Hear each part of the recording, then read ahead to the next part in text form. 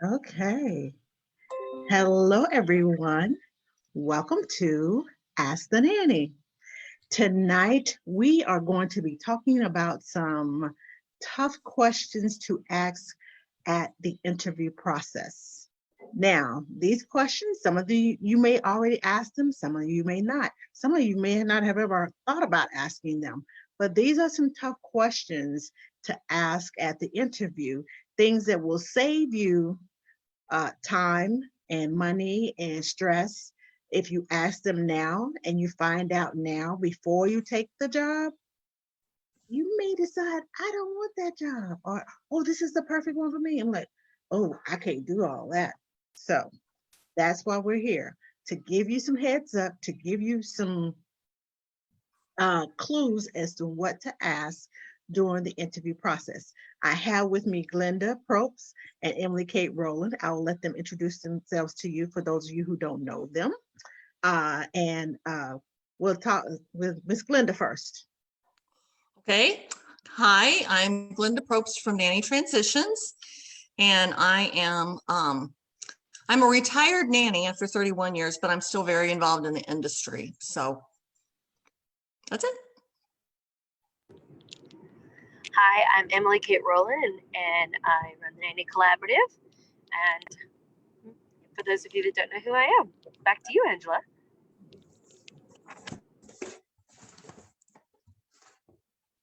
You all were too quick. I was trying to find myself on Facebook. Hey, were we supposed to go to all our nominations? Weren't we supposed to go to all our nominations, our awards, our... Yes, you're supposed to tell all it, and a fun fact. I am short and sweet, baby. I don't drag it out. Okay, so let me turn my volume down. And hello to everyone who is watching. Please share this video with your nanny groups. Please share with your mom's groups. Please share with your friends. Share it on your page. Share it on your business pages. If you work with nannies, if you work with a nanny agency, please share, share, share, share. Because sometimes, sharing these things, your friend is going to an interview and they're not comfortable with talking with someone else, or comfortable asking that what they think is a stupid question. They may want to hear these questions and may want to add it to their list of questions to ask at the interview. And first thing, ask questions at the interview. Don't just say, well, I heard what you said and I'm good. Ask questions. They are expecting it. And if you don't ask questions, it's kind of like, well, she was kind of blasé. She didn't ask any questions. That's the quickest way to get yourself out of a job. And ask the hard questions. Yes. Ask the hard questions. Because in the interview, if you ask a hard question, it's just a question. But once you take the job and you get on the job, and then there's like a question because of what you're asking, then it's more personal and it's more of an issue, could be an issue, and then it's harder. So well, at that point, you've got a situation. Yes. You've got a situation on your hands. Like, why did I take this job? Hindsight's 2020. Why was I so nervous? Why was I so scared? This is just as much an interview of them as it is of you. And that's what we fail to recognize in the nanny community. Okay. Susan says we're frozen. I don't see that we're frozen. Okay. She said, and gone. Okay. We're gone. Okay. So my first hard question for you all to ask is about the culture of the family. If you don't know about this family, or you don't know the culture of the family, you may do something unknowingly to upset the family traditions, to accidentally insult them by something that you may do because you're unfamiliar with the culture of the family. I've worked for many different families from many different places. And I always ask, okay, so what is your culture? If they're Jewish, they may have certain rituals. They may have certain things that, meats and vegetables and stuff, may not be able to touch. And they may have two separate ovens or two separate, just everything in the house could be done differently than what you're used to. You're used to going in, doing what you do, and then you stick something in the wrong oven. And that, it offends people, especially if that's their culture. I've worked with a family that was German and Indian. And it was, okay, so what culture which one are you raising the kids by? And they were raising them, they had certain rituals they did in German, they had certain rituals they did in the Indian culture, but they were just raising the kids, and there was um, no particular things that I needed to be worried about. And they told me, feel free to, talk to the kids, do whatever with the kids. And if it's a ritual thing, they inform me of it. They talk to me about it, because I asked in the interview, is there anything I need to know about your culture that will insult you, that will offend you, that will put me on the edge of being fired?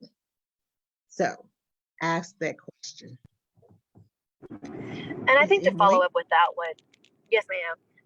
The follow up with that one, I have also seen in the Nanny Collaborative to where it affected safe sleep. Grandmothers were used to, I think it was an Asian culture, and they were used to piling blankets on their newborns. And the nanny was not comfortable with it and said, this is not safe sleep. This was whatever. You need to tell the grandma to stay out of it. And those parents would not step over that grandmother because it was culture and tradition.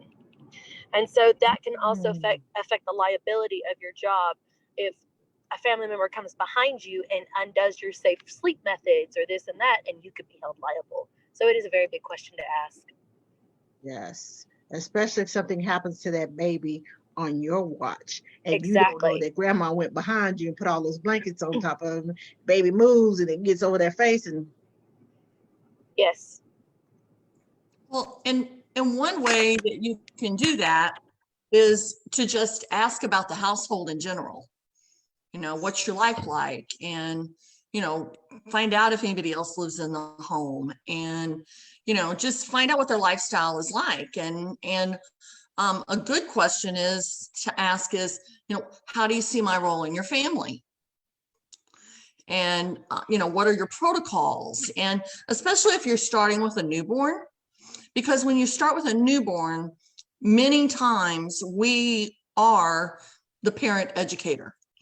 Part of what we do is to educate the parents as to what they should expect and what they need to do, and those kinds of things. So to ask those kind of questions, because they don't always know the right questions to ask either. So, just ask about their environment and their culture and their lifestyle so that you can get an idea of what the situation you're going to be working in. yes. Okay, so Emily, you have a question? Yes, it's about vaccines. I've seen this it goes south really quickly when you're not on the same page as vaccines. Exactly. This can be as simple as the flu. It can, of you taking it. This could also be, what you agree to the child being able to have, etc. This is a lot of things I see right now at this time because of flu season. I see a lot of posts about any family wants me to take the flu shot. I don't want to. Who's going to pay for it? If I do end up having to take it, why do I have to? And what vaccine should I be supporting for my nanny family versus not? So true.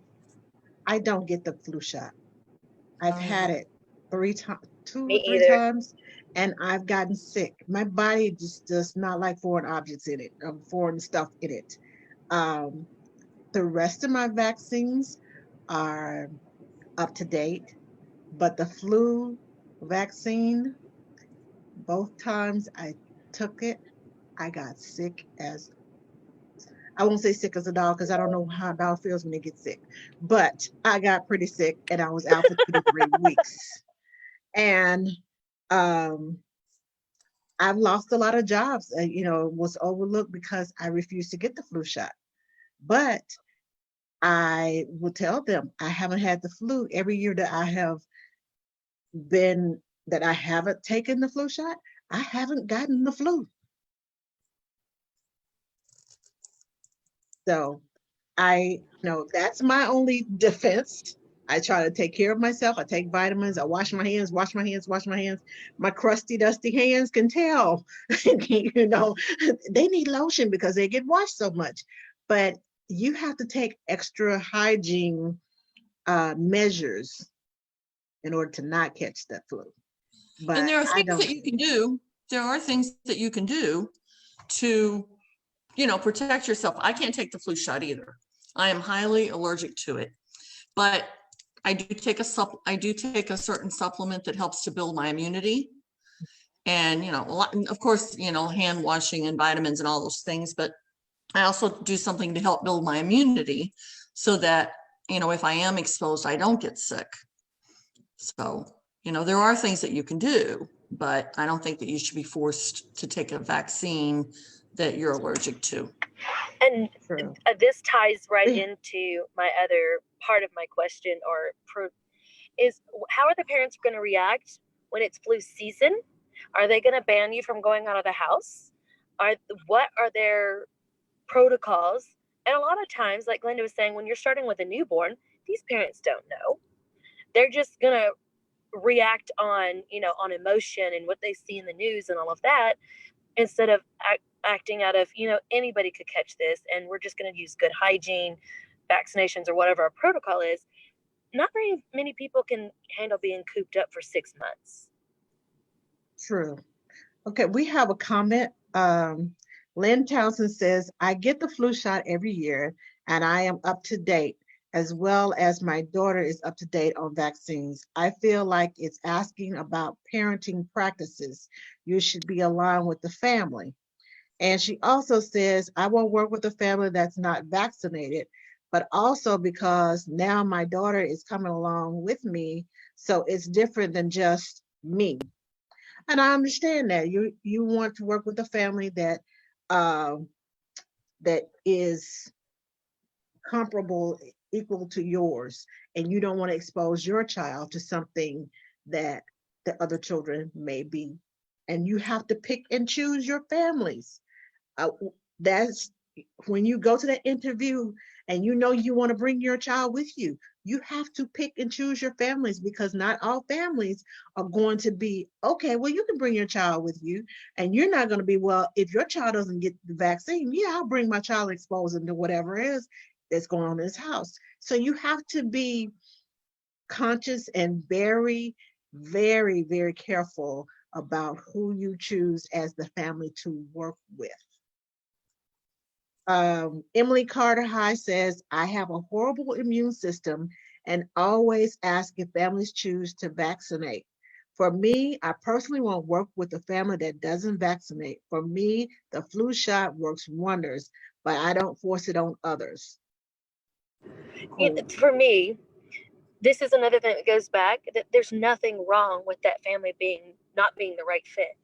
Mm-hmm. People sometimes take that personal, they get aggravated or irritated, and it's not a huge deal. It's just also about finding that right fit, and the fact that you're interviewing them just as much as they're interviewing you. It's just a preference. Yes.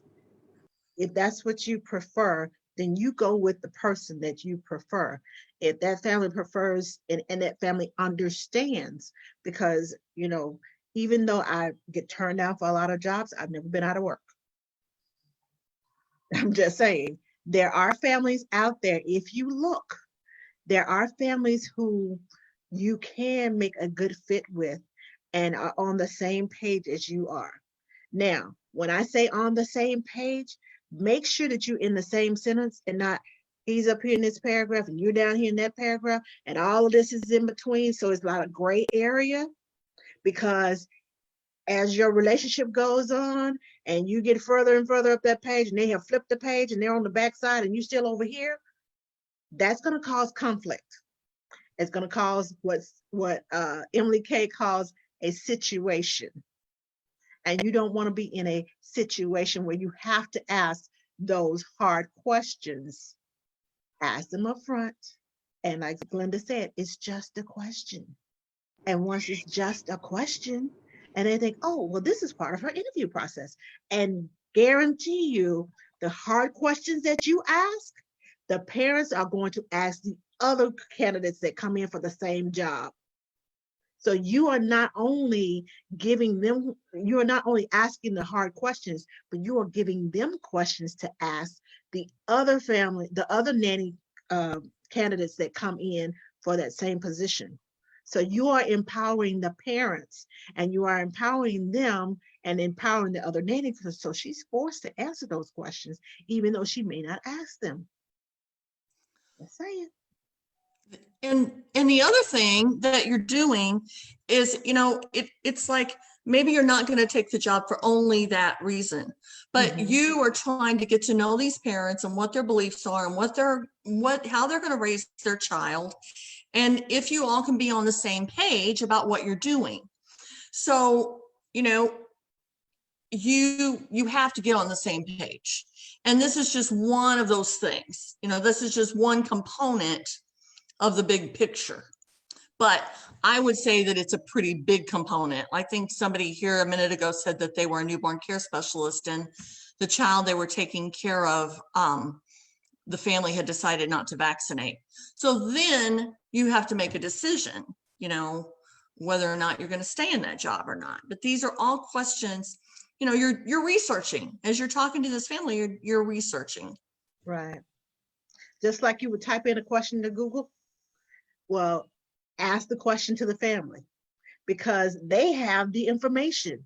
Google can give you a general, okay, well, if you do this and you do that, and it's still gray areas, talk to the family. Like they say, hear it from the horse's mouth. And then you'll get a true answer. And sometimes when you ask those questions, especially with new parents, they don't know what they want. They have no clue. So you're still going to have to keep that question, even if they don't know at the interview, keep those questions on the back burner. So when that situation comes up, you can ask them about, okay, remember in the interview process, we talked about this, we discussed this. Well, this is the situation that we were talking about. This is what I was referring to. And have that conversation. Don't just let it fester and you get all mad and upset and the family's like, what's wrong with her? Why does she all of a sudden just go left on us? You need to ask those questions and have those conversations. Yes, and I think it's also good to remember that if you can't ask this question in the interview process, you're not going to be able to fix this situation in the job. Say that again for the people in the back. They didn't hear you. I say that because it is easier to ask them in the interview process than it is to ask them on the back end when you develop a relationship with this family and you hold back because, oh, that's going to offend mommy and that's going to offend dad and they may think I'm prying, they may think I'm doing this. If you ask it up front, it's not a invasion. If you it's not emotional and it's not emotional and your heart is not wrapped around it. So ask it up front. Okay, we have some comments. Let me see. Shakira says that she takes vitamins. Deidre says she's my family doesn't vaccinate, no problem here with it. Okay, well, she doesn't have a problem with her family. If you don't have a problem with your family vaccinations, then that's on you. That's a good fit for you.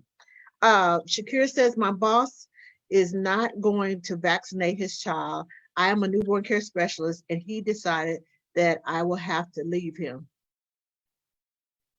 Oh, okay. I'm not sure what leave all that him means because he has vaccinations. That's what I'm looking for the rest of that comment. She said today the baby was to get his 2-month shot, and he said no, he will not. Okay, so the baby didn't get the vaccinations. Now I've heard of parents don't want those 3 or 4 shots at one time, so they will give them 1 shot and then bring them back in and get another shot and then bring them back in and get another shot. I've heard of that, them spacing those shots out, not Definitely. necessarily just denying them to be vaccinated, but to draw it out over time. So Well, that's very common because you want to see a lot of times the newborn, if they've had reactions to formula and different things like that, you want to be careful with what you're putting in their body and see how they right, react and how their body reacts to each shot.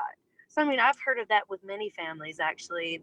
That's not uncommon, but to flat out deny the vaccinations altogether is you know, that's kind of hard. it fits Uh, some people. Let's just put it that way. yeah, Emily Carter says yes. You are educating parents on what's important in hiring a professional nanny. Good point, Emily. Deidre says, honestly, my non vaccinated kids are healthier than my old vaccinated kids. Interesting. Okay. Uh, and Shakir replied to Deidre and she said, that's why he's saying no vaccinations are healthy. So Shakir's dad, the dad boss, is saying that because he's not getting his child vaccinated, that the child will be healthier. I'm assuming that's what that means. Okay. Um, and Shakir says, I will have to leave him. I can't work with a baby that is not vaccinated. Okay. Well, that's your choice. Um, and yes, it is sad. I see some sad emojis going on. Yes, it is sad, but um, you have to ask those questions Well, when this goes back to the interview questions. it's your It, it child going through. sounds, it sounds like he just made this decision. Oh, What got the it. way I read that was he Oh, sorry, just I'm not seeing the decided, comments. yeah, that he just decided that. Angela, is Oh, that the got way it. you read it? I'm thinking Or that is that the yeah, way? that he just decided when he went to the 2-month checkup. But don't they get shots before 2 months? They get shots the day they're born I usually. They know. start immunizing, so that should have been something he Right. would have thought about then. Right. And he might have had a change of heart and like did a 180, Right, be like, right. I'm done. Or did I some mean, research on Google or asked friends because a lot of we moms love Dr. ask, Google, don't we? yes, Dr. Google. And the moms groups who my child did this and my child did that and realize that my child is not your child.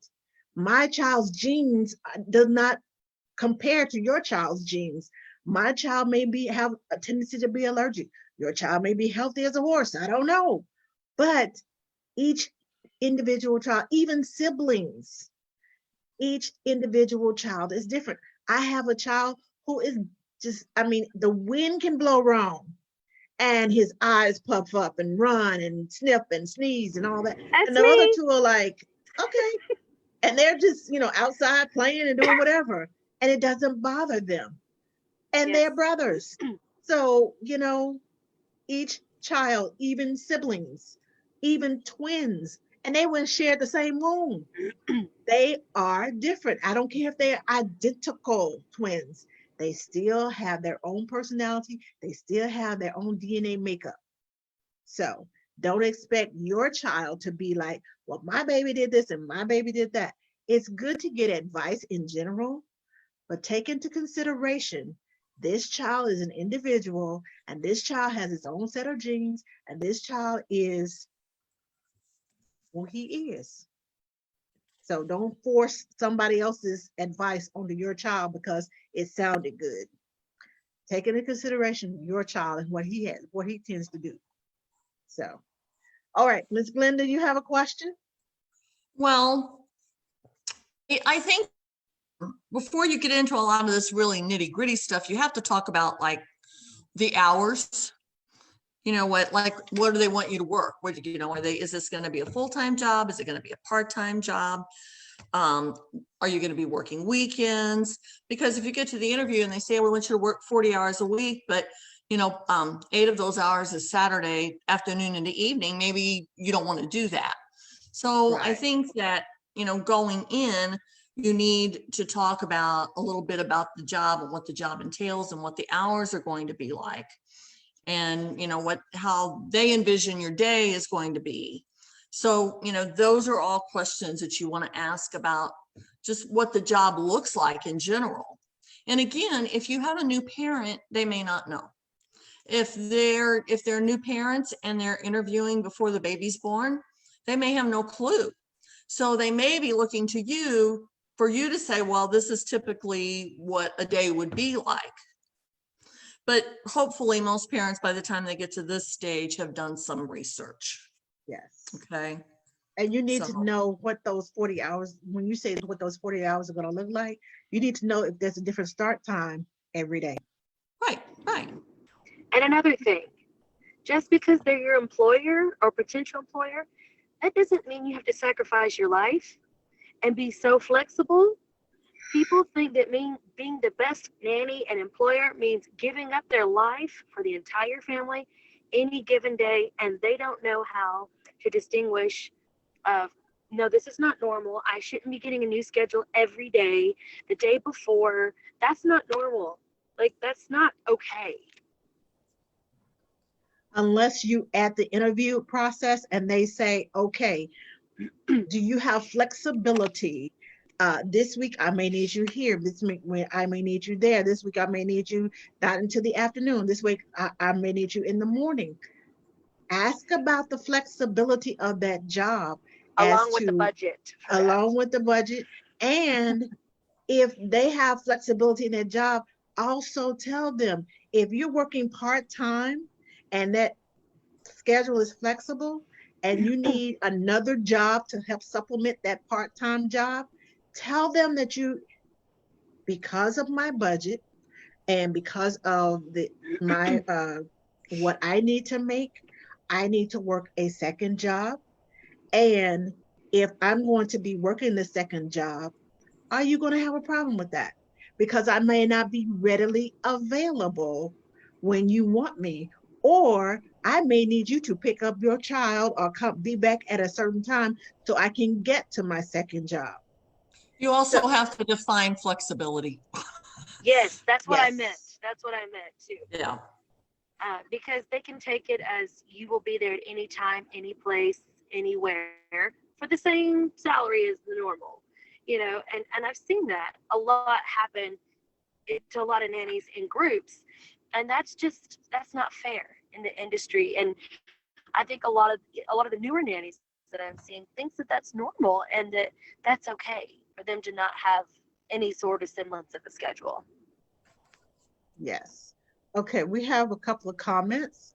Um, all right, let me scroll back up. Uh, Lynn Townsend says sometimes they may not know right away. They'll make decisions on any type of parenting throughout the years. So let's keep an open dialogue with families. Very good. Um, and Shakir says he just made the decision. His friends told him not to do it, and they told him all the bad side effects. Oh, this is about the vaccination. Okay, so that's why he decided not to do it because his friends told him not to do it because of the bad side effects. And I'm wondering if these side effects actually happen to the friends' kids or it's just something that they read on Dr. Google. So Can I bet? I love it when you do that. I mean, I gotta throw some sense of humor in there, Angela.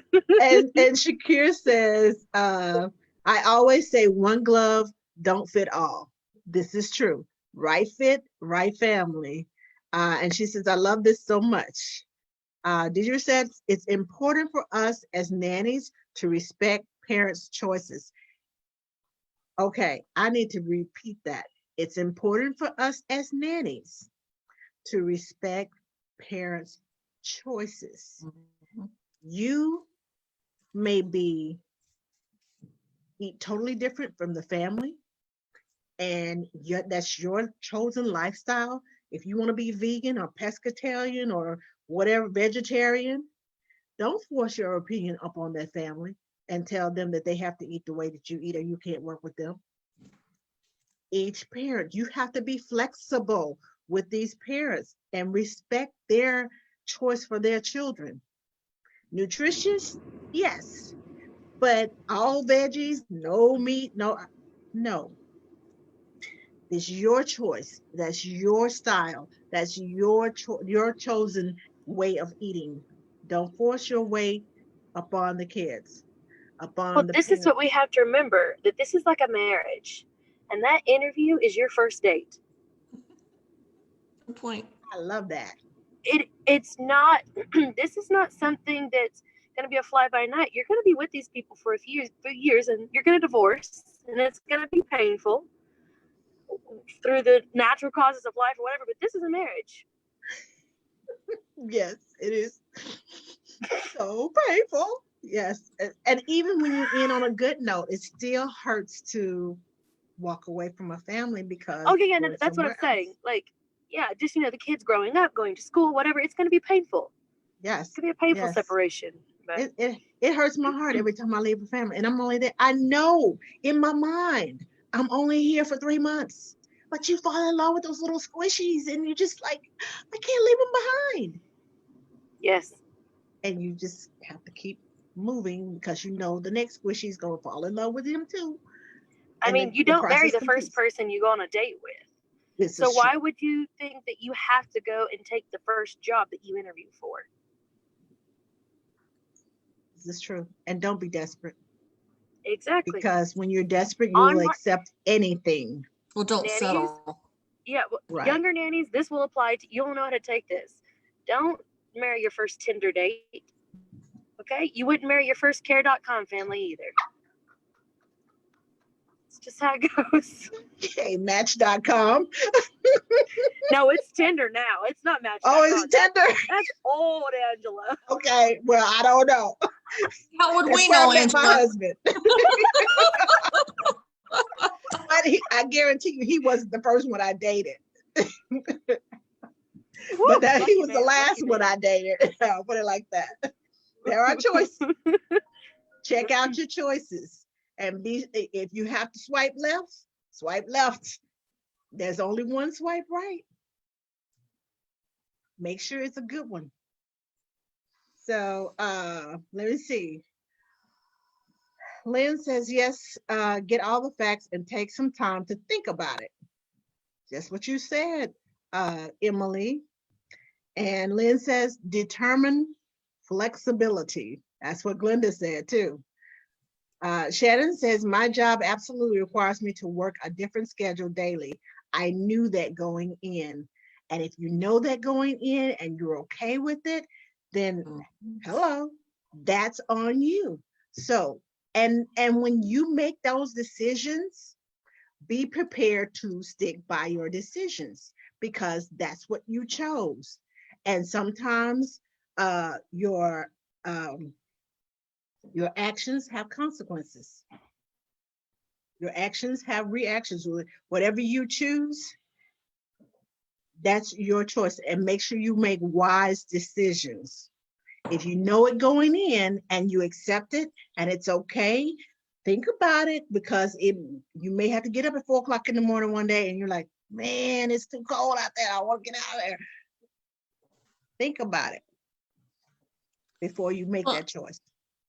and you also have to remember that the job that you interview for and the job that you were hired for is going to change.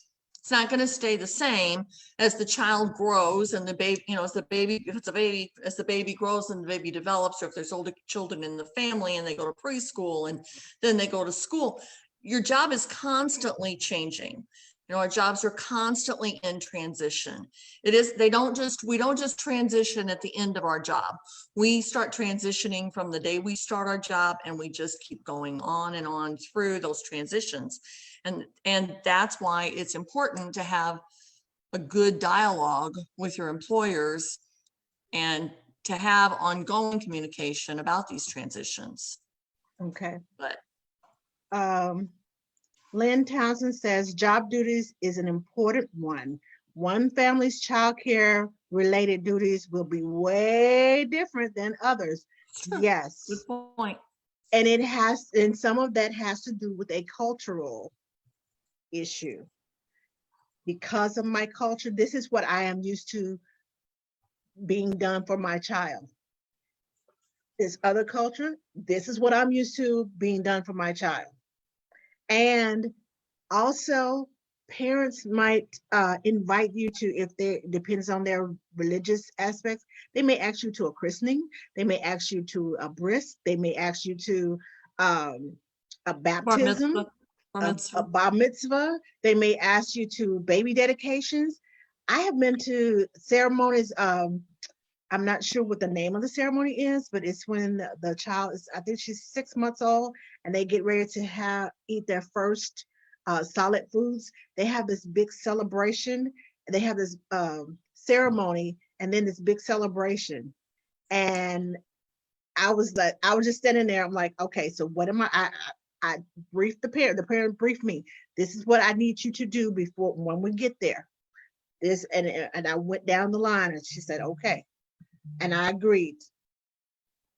So be sure that you check with the parents about their childcare expectations, because if you are of another religious, you know, whatever your religion is, and you don't agree with what their religion is, and they're asking you to come and be a part of this, you might want to ask that question, because it could be all that is a part of childcare to them. You're being a part of that child's life. That's what they're asking you to do. Okay, Emily Carter High says, I've learned to say no to my current morning nanny family who often asks me to work evenings. I have an afternoon nanny family also. To make it easier, I made a calendar 2 weeks out at a time. I'm available extra evenings if needed. So Emily says she's made out a calendar. These are the nights that I'm available that you can say, I need you to work Really good later. idea. Give them options. Mhm. If they can't live within those options, you knew I had an afternoon family before you hired me, and this is what you agreed to. Here's my compromise. These are the evenings I'm available. If it doesn't fall in line with what you have, I'm not available the other evenings.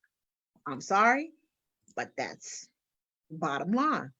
And you have to make those boundaries and stick to them, and not try to make it work. Well, I can see if I can come in late at the other job, or see if this will happen.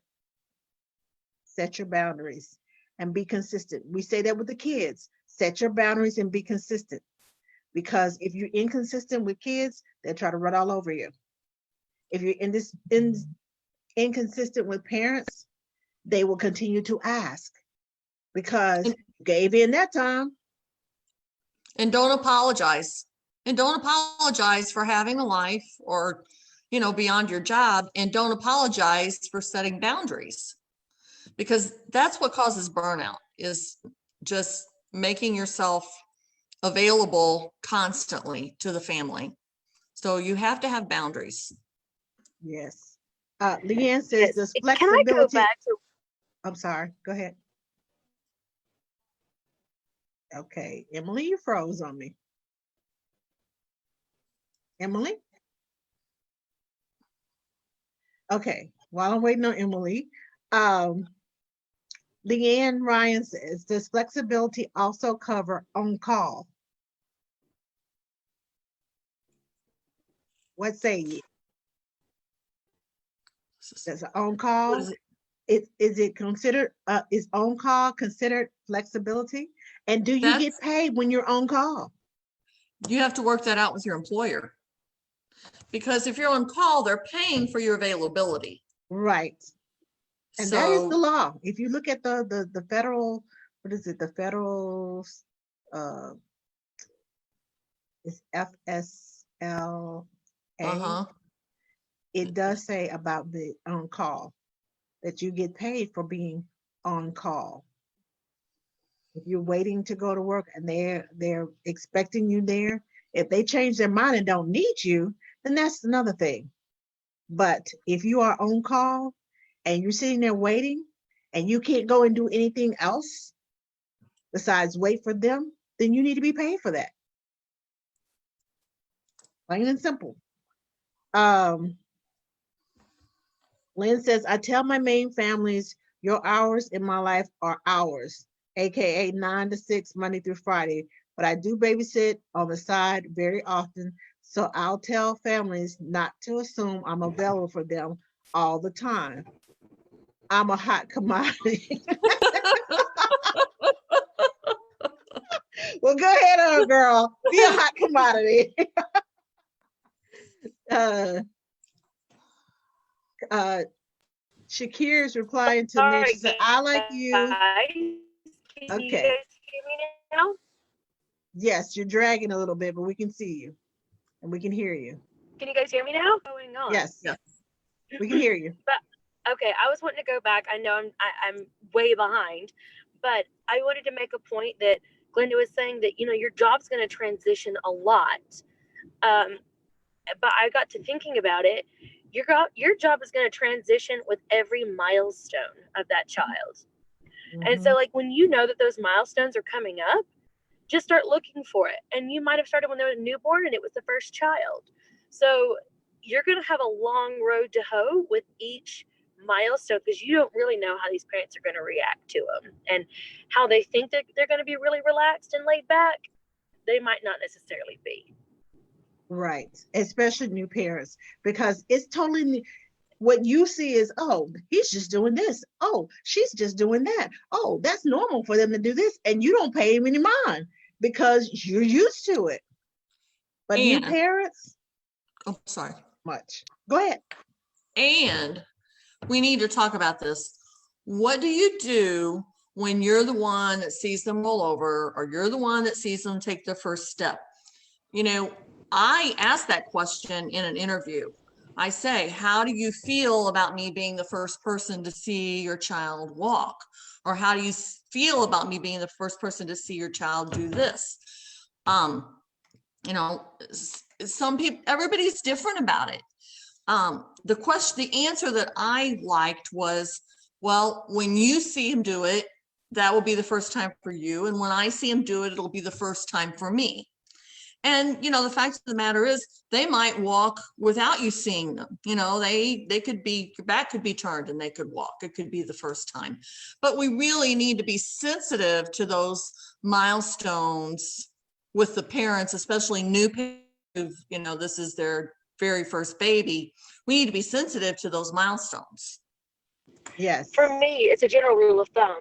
If it is a new parent or whatever, I keep my mouth shut because that's territory of like chest bumping with parents and especially the mom a lot of times. And it's too hard usually on a first time mom having their nanny see all the first. When it comes to the third one, they're like, great, glad somebody caught that tooth and not me. But that's not how it is the first time around usually. No. I always ask the parent. Yes, I always ask the parents, especially as a newborn care specialist. I ask the parents, do you want me to tell you? Do you want me to send you a picture of it? Do you want me to videotape it? Can I, whatever the case may be, what would you like for me to do? And most people, most of the parents say, oh, videotape it and send it to me if you catch it on video. So then, of course, me being me, the child does it once and I don't say anything. I don't say anything. And I'm like, okay, do it again. So I'm chasing, just waiting on this child to do this one little thing over and over again. And I miss it the first 5 or 6 times on camera. And I'm sitting here, I'm like, okay, go. All right, I got my camera, I'm ready. And they don't do it. So it may take me 2 weeks to get this child to do whatever it is I saw him do. And by that time, they probably have already done it with mom and dad. So just be sensitive to the parents' wishes. Ask those questions. Now I have a question. about exit strategies. And I really want Glenda to chime in on this because she is the nanny transitions woman. She does this, knows this in and out. Now, Uh-oh. I read an article about a nanny who was working with a 3-year-old and a 5-year-old, and she worked part time at the 3-year-old's preschool. And everything was fine until the nanny decided to go back to school. Nanny goes back to school, wants to go back to school, and the parents tell her, you need to stop working at the daycare. I read that too. You need to, we don't feel that it's beneficial to our child to be one child to be able to see you every once in a while and the other one not see you. I think it's basically not work. They were mad and they, basically was, it was, to me, I was like, how are you going to tell me you don't pay my bills? I need this job to pay my bills. I'm trying to go back to school and still trying to support myself. Now, the flip side of that, if mom and dad decided to go back to school or go back to do something different, would they expect their current boss to tell them, well, I'm gonna blackball you and you're not gonna be able to work in this industry? How would they feel? So when you're going through that, stop at the interview question and say, okay, all jobs end, all jobs transition, kids go to school. I don't care if they tell you, oh, we want you until the kids go to college. Well, yeah, it sounds good at the interview. And you think, oh, I got job security. Don't hold on to that because anything can happen. Mom loses a job, whatever. But my question is it right for the family to tell you that you can't work in certain jobs or you can't work or you can't do this and you can't do that because of their feelings about what's going on? Mhm. And then you can't see the kids because they feel like it's detrimental to the kids if they see you and you're leaving and you need to just leave and stay gone and get out of their lives completely. Well, it doesn't sound like it's a good parting, Right. Ideally, you want to be able to leave a family on a positive note. But we all know that it doesn't always happen that way. And so, I always advocate to ask these questions in the interview process about, how do you see my role in your family after the job ends? And even when you're interviewing with a family, even when year after year they've said, oh, you're always going to be in our lives, you're always going to be able to see our kids, blah, blah, blah. When that job ends, a lot of things change. Emotions are high, and it doesn't always doesn't always ring true. It doesn't always play out the way that we planned or the way that it was promised that it would play out. And it doesn't sound to me like in that situation, it was a great parting between the nanny and the family. I don't know that, but because the parents felt like they could say that to her, or because the parents felt like they could still control some aspect of her life. I mean, if she's not working for them anymore, they don't get to do that. They don't get to do that. I mean, they can, and she can comply if she wants to. And, this is the hard thing is that, okay, in that situation, if she doesn't comply with what they want, then it's probably going to damage her relationship with her former employers. Are you there? I'm here. Okay. You're gone for me. Oh, really? Okay, you're back. It's probably going to damage her relationship with her employers if it was on a good note. And if it, and if they weren't on good terms anyway, it's really not going to make that much difference. But the bottom line is you have to do what's best for you. So, you got to pay your bills. So Right. if this is a daycare center or a preschool and they've seen you and they know you and they want to have you there, you got to do what you got to do. So I don't think that it's fair for an employer to be able to try to control your life or where you work after the job is over. But this is just one more reason why it's important for us to try to plan for our transitions and our exits. Have an exit strategy and Yes. discuss the exit strategy with the families. And like you said, they may say one thing in the interview, but when it gets down to emotions, it may be totally different at the It is. end because Mhm.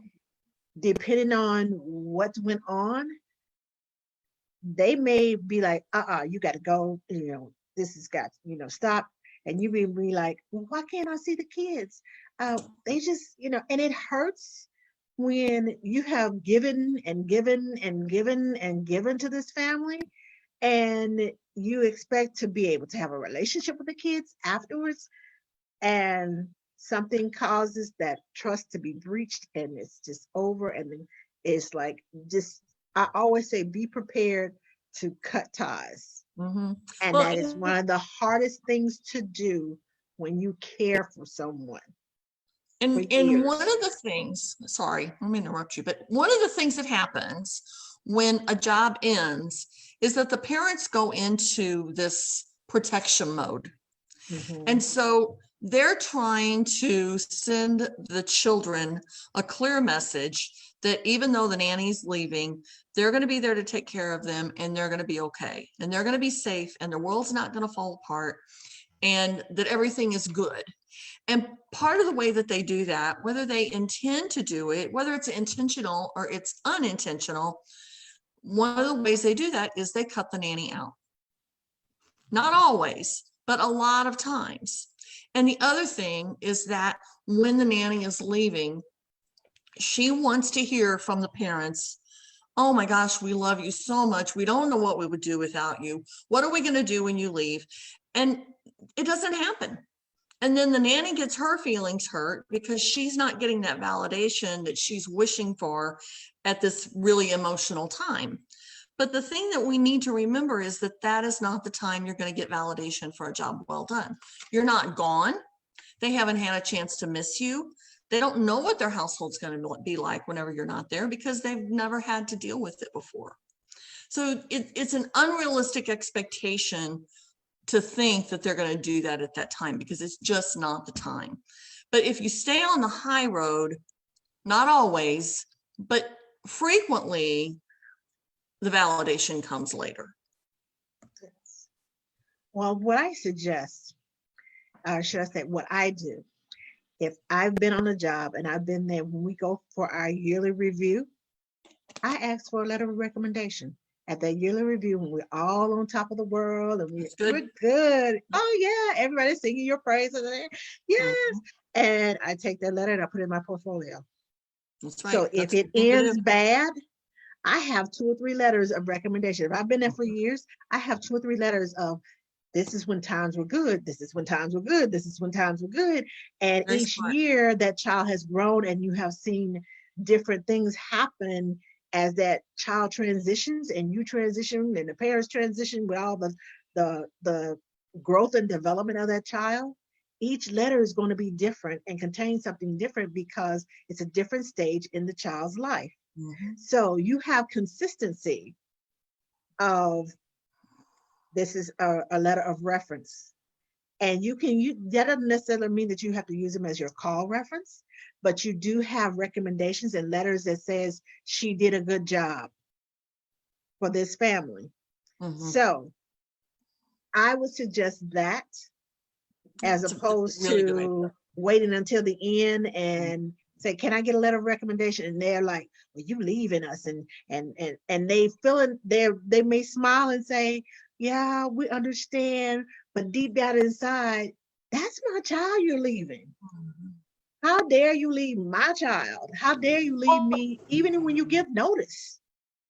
well, that's the irony of, and this is just my thoughts and my feelings on it, is that the parents, that some of them do want to spend time with their child but don't, or that don't get to spend time with their children and because they really don't care, but they want you to make your life all about their kids.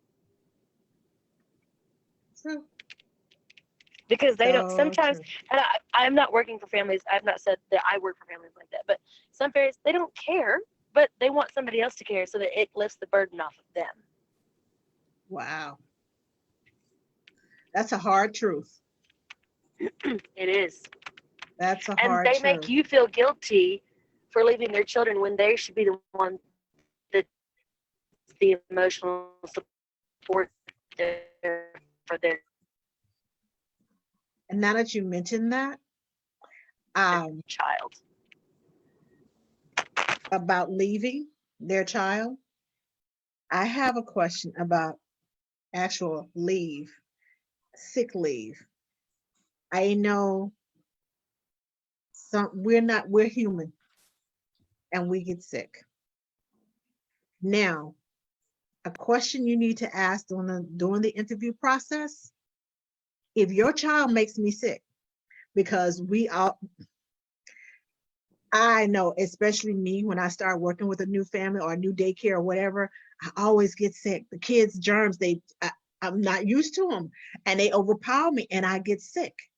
Now, if I get sick and your children are the ones who made me sick, do I still get paid? Do I have to take my sick leave days because your child made me sick? They gave me their virus that they caught at school. That's a good question. Am I gonna get paid because I'm sick? Because it's kind of like that workman's comp. I fell at the job. Well, I got sick at the job. It was a natural hazard. Your child made me sick, but now you want to charge me my sick leave days because your child made me sick, not because I got something somewhere else or I had surgery or I really am sick. I picked up something from somewhere else, but I actually got sick from your child. Do I still get paid? Does it count against me in my sick leave days? Is it counted in the guaranteed hours?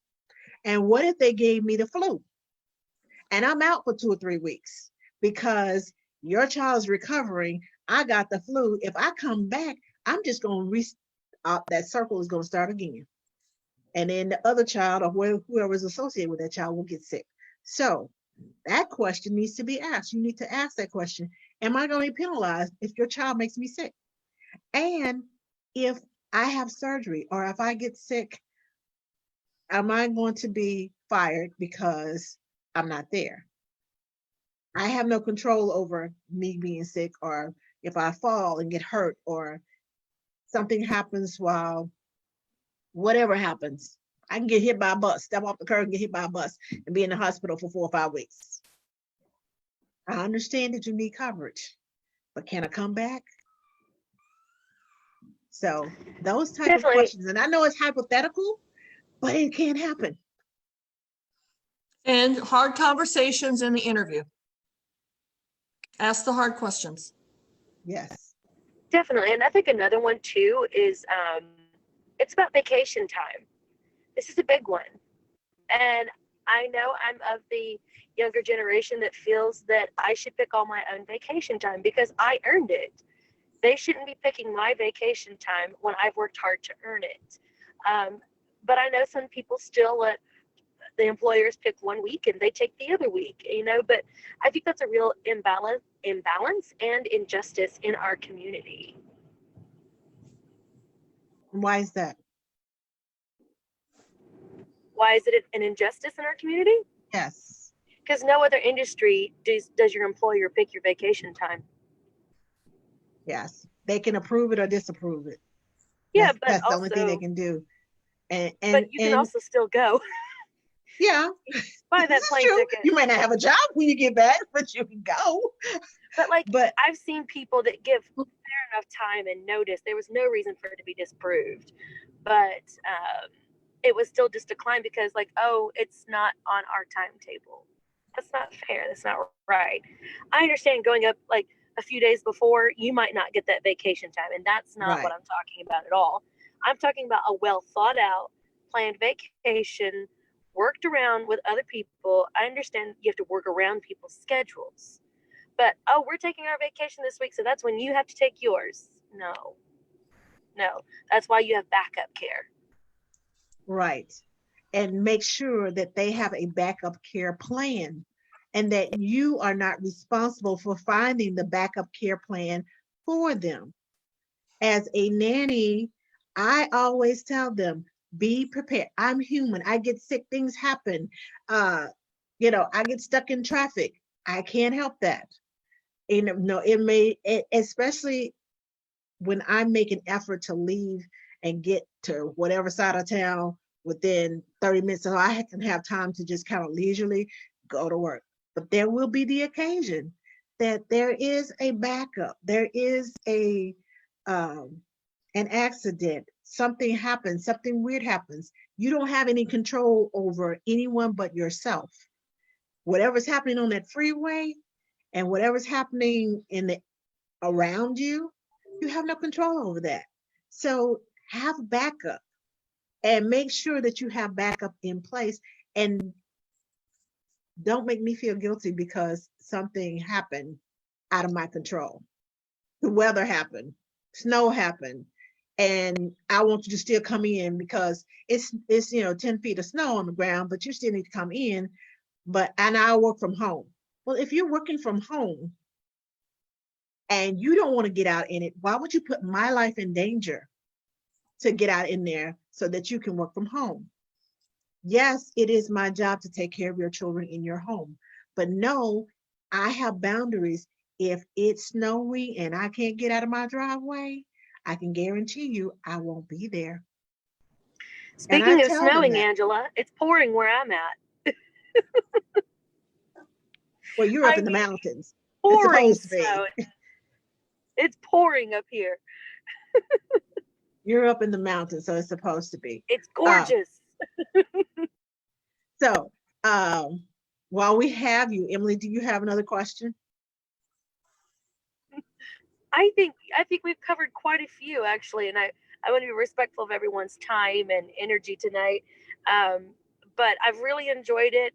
I don't have any other questions. I feel like when it gets going, like we all just throw in questions, and more might come to me. But it's been so amazing to talk to you guys, and I've really enjoyed tonight.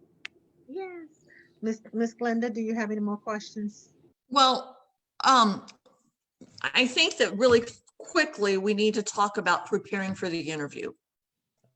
Yes. And that starts with finding out where you're going, putting it into your GPS. If you have time before you go on the interview to do a dry run to make sure that you know where you ought, where it is, make sure that you have gas in your car. Make sure that you give yourself time to leave the house in time in case you run into traffic or something like that. Those are all things that you need to do before you ever get to the interview, so that when you get into the interview, the minute you walk in the door, you're projecting a professional image.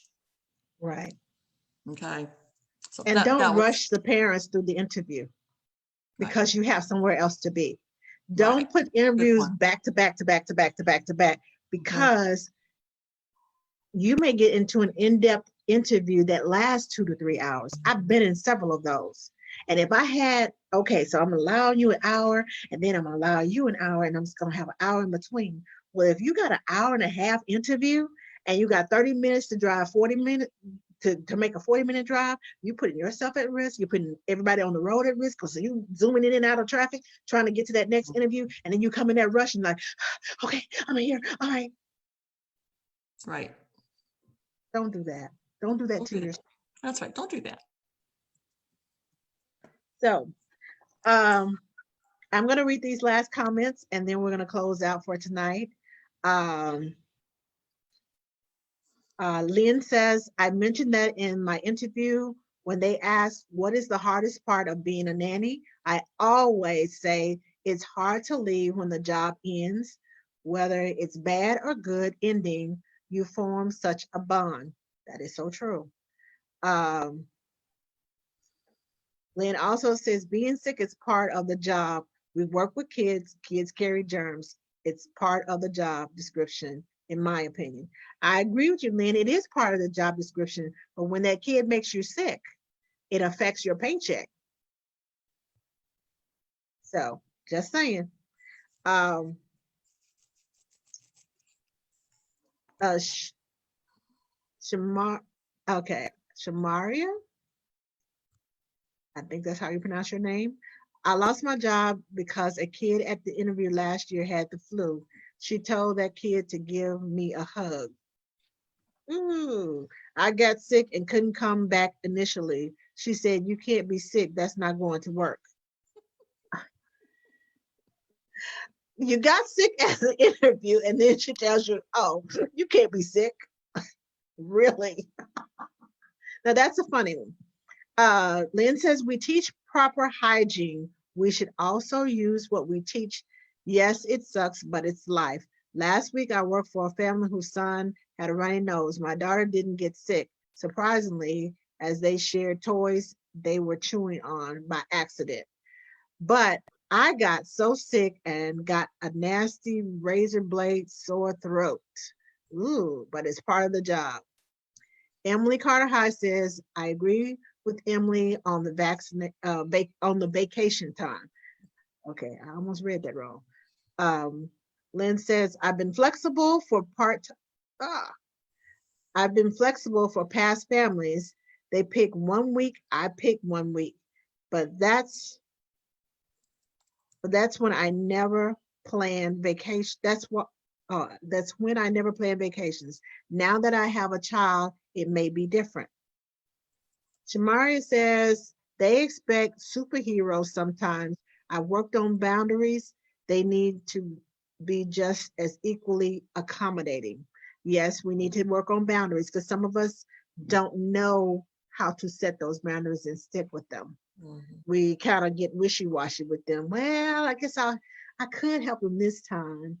And then that time becomes another time and another time, and they expect you. And I read um, someone said earlier, how do you say no respectfully and them not get upset with you? That's a good question. And Lynn says, but all these things should be in the contract. Um, Take a practice drive. Leanne says, take a practice drive. Lynn says, when it comes to interviews and bringing a portfolio, should I bring a copy of my resume for them to keep or just ones that are in my booklet for them to look at? Lynn, I always bring a mini portfolio that has a resume in there for them to keep. And my resume actually has my photo on it, so you remember who I am. Just saying. Um, and Susan says, leave a copy with them. Lynn says, thanks. Shannon Douglas says, I always ask for a physical address so I don't end up at the wrong Starbucks for an interview. Because there's a Starbucks on every corner. Yes, ask for a physical address and now say, well, the one over here in Dallas. Well, Dallas has 50 million Starbucks. What corner is it on? What's the address? I've even seen Starbucks right across the street from one another, and they're both packed. So, um, Bernice says, what about salary? What do you mean, Bernice, about salary? I'm not sure what you mean by that. Contracts don't have anything to do with feelings. Once their feelings are hurt, things change. Exactly. So those are all of our comments. And we are thankful for Miss Glenda and Miss Emily tonight and answering questions and giving us some hard questions to ask. If you have any hard questions, please add them in the comments. This video will be posted on our YouTube page, and that's youtube.com/C/, the Third Parent Academy. I will put the link in the comments. Thank you, Glenda. Thank you, Emily, for being a part of tonight's questions. If you all have any more questions that you all want to add for them to add to their list of questions for interview, please add them to the comments, if you would, please. And next week, guess what? Next week is going to be our Road to International Nanny Training Day. We're going to have several, um, I won't say creators, but several leaders of the International Nanny Training Day. They're going to be on from different cities, and they're going to tell us what's going to happen at their International Nanny Training Day. I am going to be in Minnesota for National Nanny Training Day. Yay! And thank you, Glenda, for recommending me. And yeah, I'm so excited, and I want to find out what's going on where, because next year I may go somewhere else for INNTD. I'm so excited. Amsterdam is doing it for the first time this year. Yes. Really? Yes. Yes. Oh, Lauren Holgate, wow. one of my friends, she runs an agency in Amsterdam, and she is hosting it for the first time this year. Yay. Okay, so tell her to get in contact with me so she can I be a will. part I'll of it. put you in a group message, definitely. Yes. Most Okay, definitely. so now we will see you all next week, same time, same place. Thank you all. Kimberly, enjoy your trip. Yes. Thank you so much. Thank Enjoy you. climbing the Snowman. mountains. What did you say, Glenda? I said, go build a snowman. I Go know I build a should. We're snowman. stopped on the side of the road. I should get out there. It's pouring, you guys. I mean, crazy.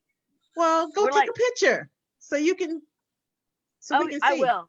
I'll take a picture and I'll send it to you guys. Thank Okay. you. Post it on Facebook. I will. I'll do it. Bye. Thank you guys. It was so nice to chat with you all. Thank Bye. you all. Thank you.